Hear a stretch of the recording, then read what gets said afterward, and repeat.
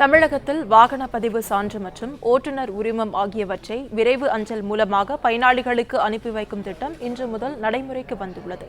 இதுகுறித்த முழு விவரங்களை இணைப்பில் காத்திருக்கும் செய்தியாளர் மாணிக்கம் வழங்க கேட்கலாம். மாணிக்கம், வணக்கம். தகவலை பதிவு பண்ணலாம். வணக்கம். தமிழ்நாட்டில் ஆர்டிஓ அலுவலகங்களுக்கு இந்த லைசன்ஸ் விண்ணப்பம் செய்யும் பொழுதும், அதே போன்று வாகன பதிவு செய்யும் பொழுதும் அதற்கான சான்றுகள் வழங்கப்படும் பொழுது அதனை நேரடியாக வழங்குவதற்கு பதிலாக வீடுகளுக்கு விரைவு அஞ்சல் ஸ்பீட் போஸ்ட் மூலமாக அனுப்புவதற்கு நடவடிக்கை எடுக்கப்படும் என தமிழ்நாடு அரசால் அறிவிக்கப்பட்டிருந்தது. இந்த சூழல்ல இன்று முதல் வரக்கூடிய நாட்கள்ல தபால் மூலமாக, அதாவது விரைவு தபால் சொல்லக்கூடிய ஸ்பீட் போஸ்ட் மூலமாக மட்டுமே ஓட்டுநர் உரிமத்துக்கு விண்ணப்பித்திருக்கிறவர்களுக்கான அந்த லைசன்ஸ், அதே போன்று வாகன பதிவு செய்யப்பட்டது பிறகாக ஆர்சி என சொல்லக்கூடிய அந்த வாகன பதிவு சான்று ஆகிய இந்த இரண்டையும் நேரடியாக வழங்குவதற்கு பதிலாக அஞ்சல் மூலமாக வீடுகளுக்கு நேரடியாக வழங்கப்படும் என்ற ஒரு அறிவிப்பானது கொடுக்கப்பட்டிருக்கிறது.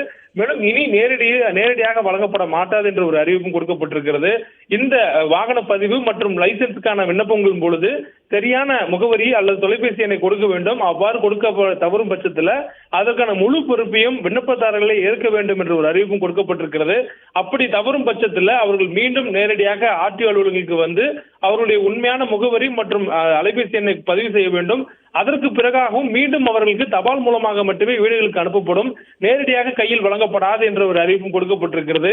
இதன் மூலமாக ஆர்டிஓ அலுவலர்களுக்கு வரக்கூடிய நபர்களுடைய எண்ணிக்கையை குறைக்க முடியும் எனவும், அதே வேளையில லைசன்ஸ் பெறக்கூடிய இறுதிக்கட்ட நேரங்கள்ல பணம் கேட்டு சில தொந்தரவு செய்வதாகவும் புகார் வந்த அடிப்படையில பணம் பரிமாற்றம், லஞ்சம் கொடுப்பது உள்ளிட்ட தவிர்க்கும் வகையிலும், அதே போன்று லைசன்ஸ் எடுத்தரக்கூடிய ஓட்டுநர் பயிற்சி பள்ளிகள்ல இருந்தும் அந்த கட்டணம் செலுத்தாத காரணங்களாகவோ இல்ல கூடுதல் கட்டணம் கேட்டோ லைசன்ஸ் தருவதில்லை என்ற ஒரு குற்றச்சாட்டும் எழுந்திருந்தது. இந்த சூழல்ல நேரடியாக விண்ணப்பிப்பவர்களுக்கு வீடுகளுக்கு வழங்குவது மூலமாக இந்த புகார்கள் முழுவதுமாக தவிர்க்கப்படும் என்ற ஒரு நடவடிக்கையாகவும் இது எடுக்கப்பட்டிருப்பதாக தமிழ்நாடு போக்குவரத்து ஆணையரகமானது தகவல் தெரிவித்திருக்கிறது.